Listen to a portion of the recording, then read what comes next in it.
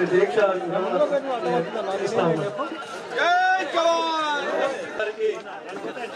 వెంకరెడ్డి గారికి కూడా నిమ్మరసంతో దీక్ష విరమణ చేయాలని కోరుతా ఉన్నాం. అదేవిధంగా ఈ లైన్లకు రండి.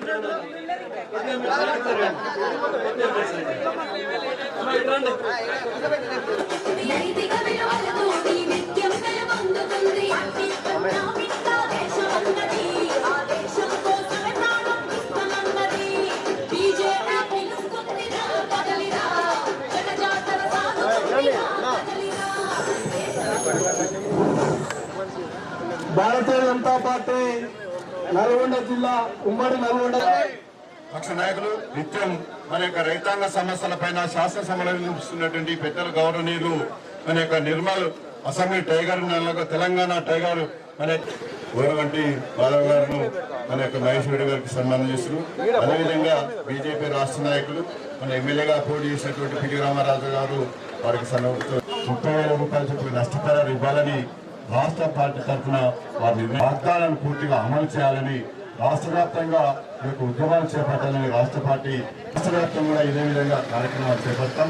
ఈ యొక్క దీక్ష విరమింపజేయడానికి ఇక్కడికి ఇచ్చేసినటువంటి గౌరవనీయులు పెద్దలు మన Bharatiya Janata party floor leader అలానే శాసనసభ్యులు ఏలేటి మహేశ్వర్ రెడ్డి గారికి మరియు దీక్షను ప్రారంభించడం జరిగింది. మొత్తం ఈ యొక్క దీక్షలో 28 మంది కార్యకర్తలు, కిసాన్ మోర్చా నాయకులు, బీజేపీ నాయకులు ఈ యొక్క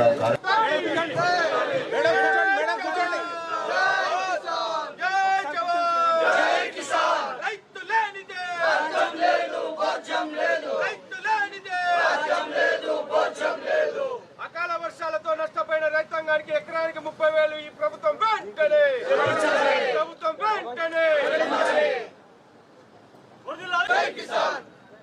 ఈరోజు నిన్నటి నుంచి ఏదైతే భారతీయ జనతా పార్టీ మరియు మనం కోరిధాన్యం వస్తుందన్న ఏదైనా కానీ రైతు లేని రాజ్యం లేదు, నిజంగానే భోజ్యం కూడా లేదు.